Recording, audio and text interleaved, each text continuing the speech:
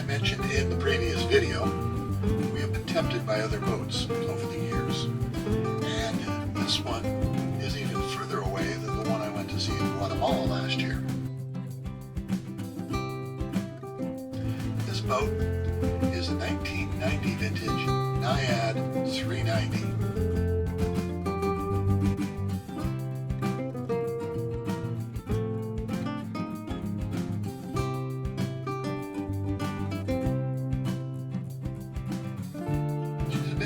Star White, which is still a 30-plus-year-old boat.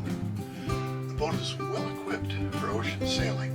She's cruised Scandinavia and the Med, and then was sailed down to the Canary Islands, arriving in the Canary Islands at the start of the COVID lockdown. She's been there in the Canary Islands ever since. We'd like to do another Atlantic crossing, and the fact that this boat is on the other side of the Atlantic is a bit of a plus. So, I'm going to fly down, take a look, see if the boat is as represented, and whether or not it tugs at my heart. We'll see how it goes. I'm out of here. So, the latest adventure begins. Leg 1, Seattle to London, 9.5 hours. There are lots of people traveling again. Leg 2, London to Madrid, about 2.5 hours. Madrid has a really nice airport. Leg 3, Madrid to Lanzarote in the Canary Islands, about 2.5 hours.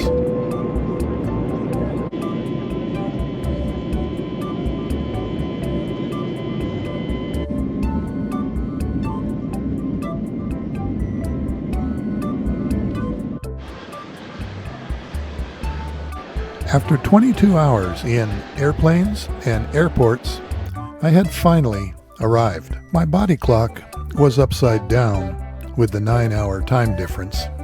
After some much-needed sleep, I was off to the marina. I was feeling excited and anxious, kind of like a first date.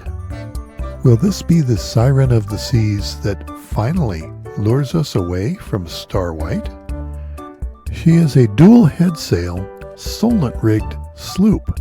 A bit of a change from the cutter rig that we've sailed for so many years. She's been moored here in the Canary Islands since the COVID shutdown. There are strong winds known as kalimas that blow dust from the Sahara Desert 80 miles across the ocean to the Canary Islands.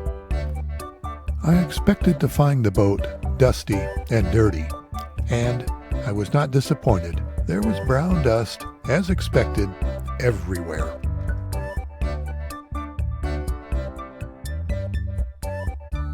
Her teak decks are in quite good condition, other than being covered with dust and dirt. I noted an occasional missing bung, but nothing of any consequence, and the decks still have plenty of thickness to them.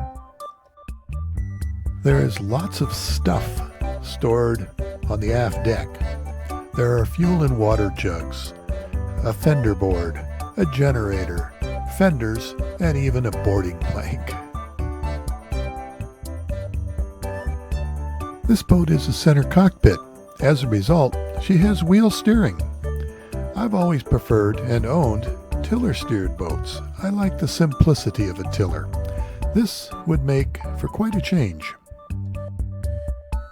She's got a lot of cruising gear attached to her stern, a wind generator, dinghy davits, a radar mast, solar panels, a wind vane, a boarding ladder, stern anchor and stern roller, and a boarding platform.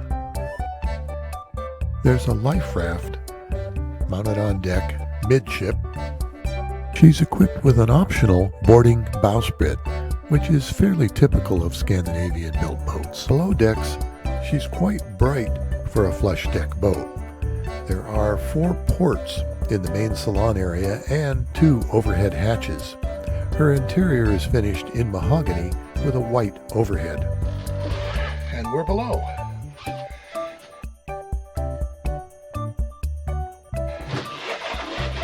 Nav station.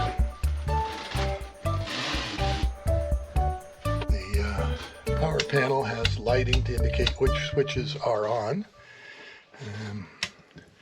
There is an old, and I emphasize very old, Kenwood R5000 shortwave receiver, which, if it works, is really nice. Her main salon is quite comfortable, with 2 full-length settees that can also double as sea berths. There is a copious amount of storage in cabinets on both the port and starboard side, and a center-mounted table with fold-up leaves. Into the V-berth area. This would be the dinghy, deflated.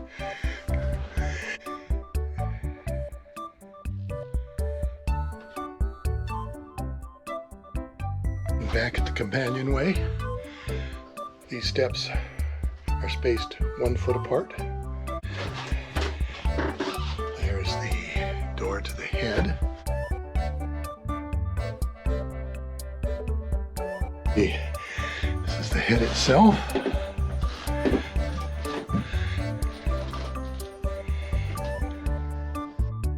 The galley's located on the port side midship. Features a large dual stainless steel sink. There's a 3-burner propane stove with a countertop cover and a large top-opening icebox with cold plate refrigeration. There are also lots and lots of lockers and drawers.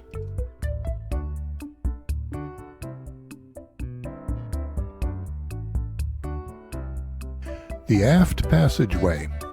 This could be a deal breaker. Okay, clearance at this point to the floor is 62 inches, or 5'2", or 1 Maryland. And it's not an issue probably for Maryland, but it is. It's going to be a reminder for me until I get used to it.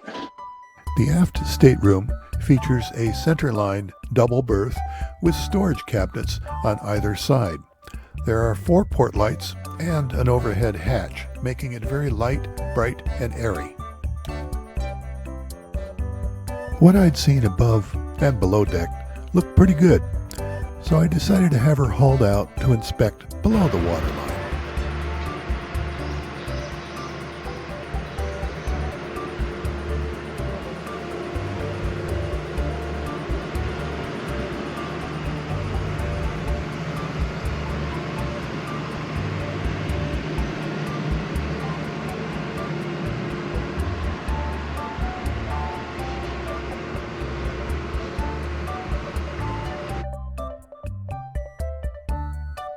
It had been at least 4 years since she was last hauled out, and I was concerned at what I might find.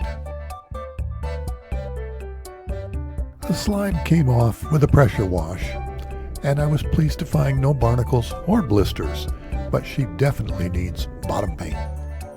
I had been told she was fitted with a max prop, but upon hauling her out, found that there's a Flexifold prop instead. It's not what I would prefer, but it is an acceptable alternative to a max prop. It was time to return home, think about what I had seen, and the work and material needed to bring her up to my standards, and then decide if this may be the boat for us.